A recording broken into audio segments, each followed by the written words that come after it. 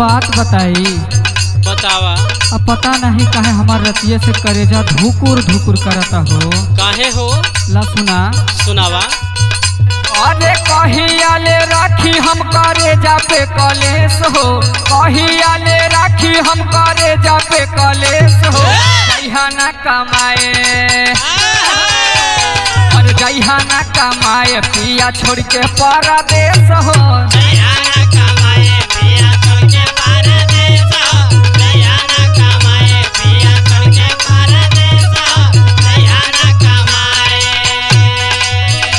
अरे सोची सोची आँख भर आवे हरमेश हो, सोची सोची आँख भर आवे हरमेश हो। जइहा ना कमाए और जइहा ना कमाए पिया छोड़ के परदेश हो।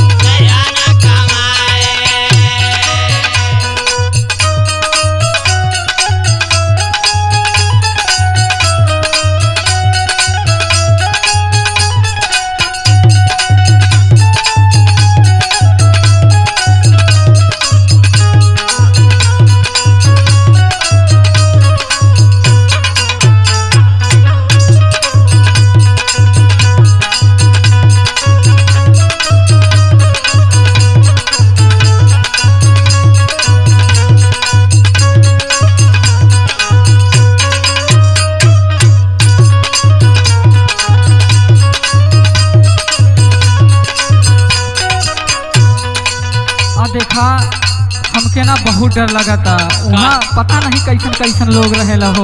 काहे हो? ला सुना। सुनावा। करे नहीं जइहा कल कहता के ना करिया,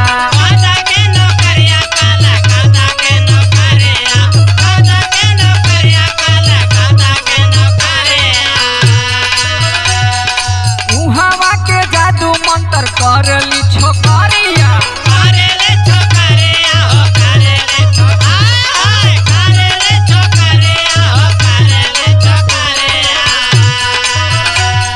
हमार बात ध्यान से सुन लिया हो। हाँ हो, सुनावा।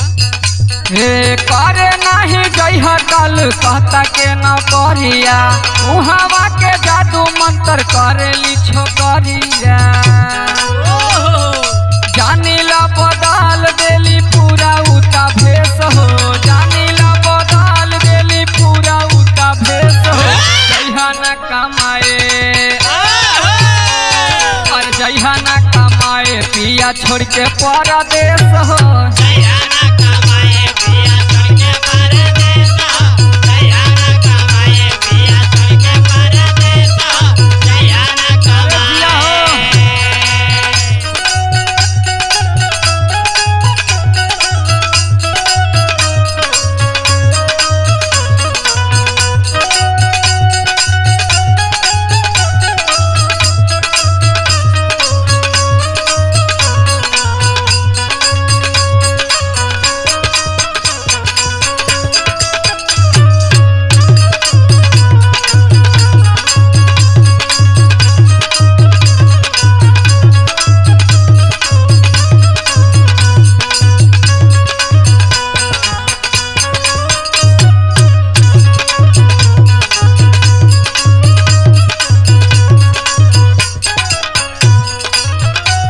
पिया के का हो? हाई देखत हवा इतना खेत बाड़ी कौना दिने काम आई हो। अरे तू झूठे घबरात हो। ला हमार बात सुना। सुनावा। गावे घर रह के भले करा तू किसानी,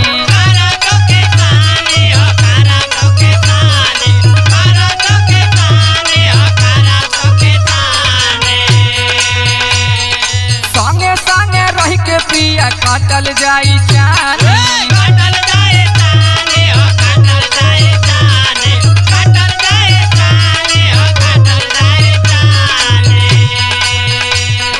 हमार बात समझ में आवत ना हम का कहत हई। हाँ हो।